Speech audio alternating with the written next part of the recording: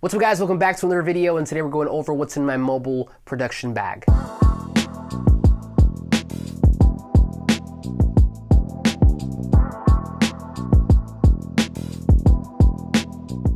So recently I went to Orlando to meet up with a few other producers, and as a matter of fact, we collabed on a beat, so if you want to see that, I'm going to link it up top here.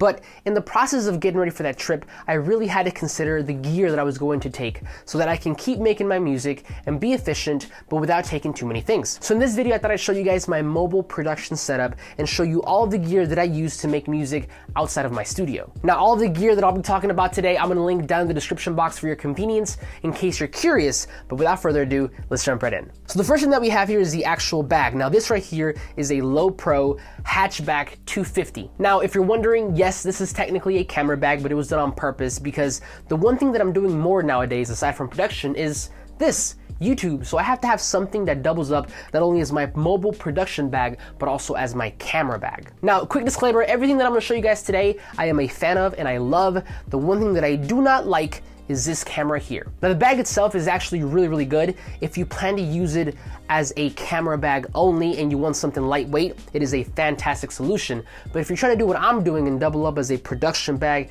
and camera bag, this I would say is a little too small for me. So although it's great, just know that I'm looking for an alternative, something that can fit my needs, and I'll update you guys whenever I find one. But anyway, this is currently the camera bag that I have, so let's go ahead and take a look at it real quick. Now the bag itself has three major compartments. We have this here, which is supposed to be used for like iPads and stuff like that. It's actually quite long, so you can fit quite a few things here. I don't have anything in there yet.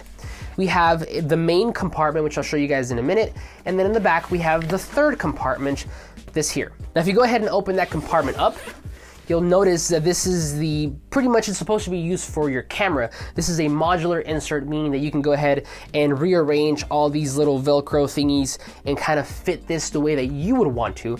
Now, my camera's not in here now because I'm using it for the video, but if you're wondering, I use the Panasonic Lumix G85. Now, I kind of have a love-hate relationship with this camera because it was almost perfect. It was almost everything that I needed to make my videos, except that it's not. Now the good things about this camera is that it's lightweight and compact, so you can take it anywhere. It shoots 4K, the picture quality is fantastic, but the one thing that just kind of ruins it all for me is the autofocus. This camera operates on a contrast-based autofocus as opposed to a phase detection autofocus, which most cameras use, like the Canon. They're notorious for their fantastic autofocus, dual pixel autofocus, but that is a phase detection autofocus. This camera right here uses contrast based, so a lot of times it hunts a lot.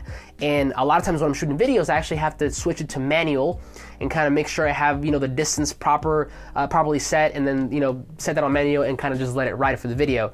But the autofocus is atrocious, so I'm also looking for a second camera, maybe even sell this, but I'm definitely looking for an alternative. But anyway, jumping back into the camera bag, the first thing that you'll notice is that where the camera would be, I actually have my hard drives. Now, if we take a look at the first two, these are actually from G Drive. I've actually featured these on the channel. I'm gonna link that video up top here again, but essentially this is a 512 SSD that I use for my sessions, and then I have a 2 terabyte traditional hard drive that I use for my samples. In the other compartment here, or the same compartment but in the middle section, we actually have my third hard drive, and this is the first generation Western Digital My Passport. Now this hard drive I use primarily as a media storage. All of my videos end up going here. All of the assets, the clips that I use to make my videos end up going here, and this is actually where I also edit from. Now taking a look at the other side, of course, I have the cable that I use to connect the hard drive to my computer, just a simple USB cable.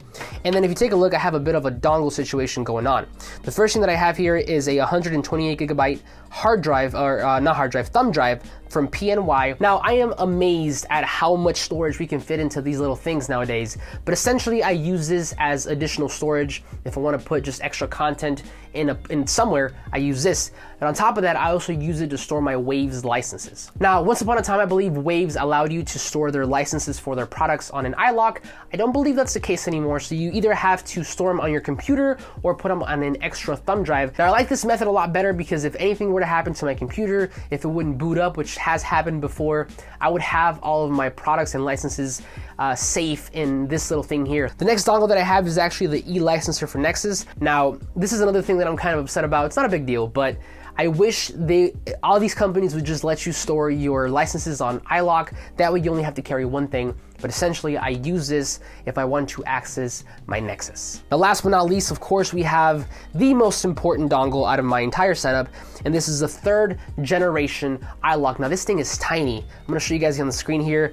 In comparison to the palm of my hand. Now this right here is probably the smallest thing that I carry with me, but it's absolutely the most important because here is where I store all of my licenses for almost literally every single other software product that I use. So, like AutoTune, a lot of vocal plugins, a lot of like Soundtoys plugins, they all end up here. Now the next thing in this compartment is actually my Rode Video Micro. Now this right here is one of the smallest on-camera shotgun mics that Rode makes.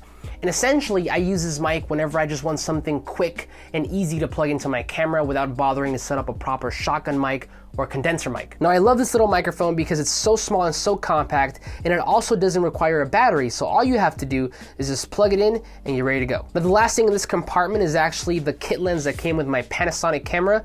This is a 12-60 zoom lens. It's a micro four thirds, so there will be a bit of a crop factor. I believe the full frame equivalent would be 24 by 120. It's double, it's times 2.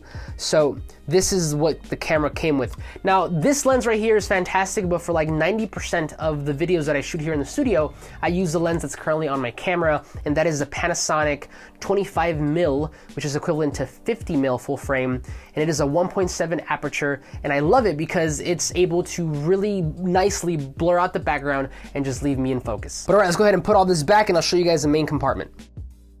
Now, if you flip the bag over, we'll get to the main compartment here. Just go ahead and open that up. Now, if you guys take a look inside, it's a little bit crammed, and this is what I'm talking about. I need something that's a little bit larger to comfortably fit everything that I'm about to show you guys. But anyway, the first thing that I'm gonna show you guys is the heart of my main setup, and this is a 2014 MacBook Pro. Now, as I mentioned, this is a mid-2014 MacBook Pro. It came with 2.8 gigahertz i7 processor, 16 gigabytes of RAM, and 256 gigabytes of SSD storage. Now, I absolutely love this computer because this is where I do all my video work, all the editing, all the audio work, all the beat making, the mixing, and it runs really, really well. The only thing that I'll probably do in the near future is swap out the hard drive, because right now, like I said, it has a 256 gigabyte SSD, and I want to bump it up to at least a terabyte. I've already had to wipe out the hard drive clean once because I ran out of storage, so I definitely want to have that happen again. The next thing in the bag is actually the headphones that I'm currently using. These are the Audio-Technica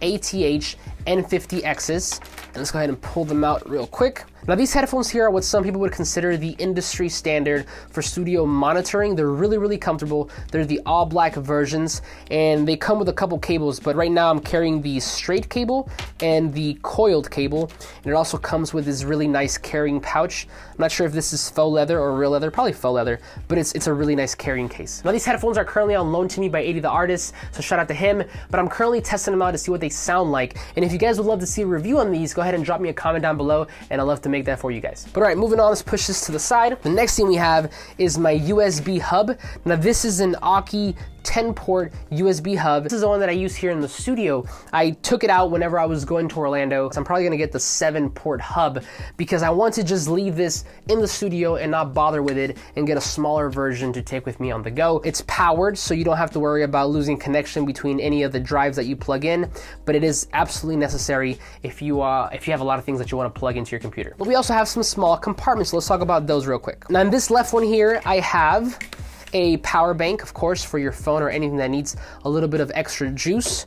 I have my mouse. This is just a regular, like, first generation Magic Mouse that I use for my computer. On the other side, we have this little lens cap with this key that I use to take out, some screws and whatnot. Then we have the charger for the batteries that my camera uses. And we have 2 spare batteries. Now, this is the one that my camera came with, but this here, along with the one that's currently in my camera, is by Power Extra. They came in a set of 2. They were really, really nice, and they were relatively cheap. Now, in this back compartment here, I mainly use just to store a bunch of cables. I do have this like iPhone clip thing, or phone clip. It's from Manfrotto, so sometimes I use my phone to record certain things, and what I'll do is I'll just kind of clip this into like a GorillaPod or something like that and hold my phone this way. I also have a few other cables. I have the charging cable for the power bank. I have the cables for my hard drives, the G drives. And I have, let's see what else. We have a headphone splitter. So if I'm making a beat and I want to plug someone else in, I can do that with this. I have the power source for the USB hub. This is probably one of the more bulkier things that I carry, but absolutely necessary. Now, last but not least in my bag, I have my MIDI keyboard. Now, currently my MIDI keyboard is being housed in this Kanka hardshell case, which protects my keyboard. But if you go ahead and open that up, you guys can see that I'm rocking the Akai LPK 25. Now, if you guys are regular subscribers of the channel, you know that I use the Akai MPK61 as my main MIDI keyboard. So I wanted to try the smaller version, the LPK 25. Now, this right here is not the version with the beat pad. I believe that's called the MPK Mini 25. But this right here is the more portable, more compact version, which just has the keys. It has the arpeggiator up and down, the tap tempo, the sustain button, program button, and the octave down and octave up keys. Now, again, initially what drew me to this keyboard was the fact that I've already owned Akai products, but also because of how small and compact it is.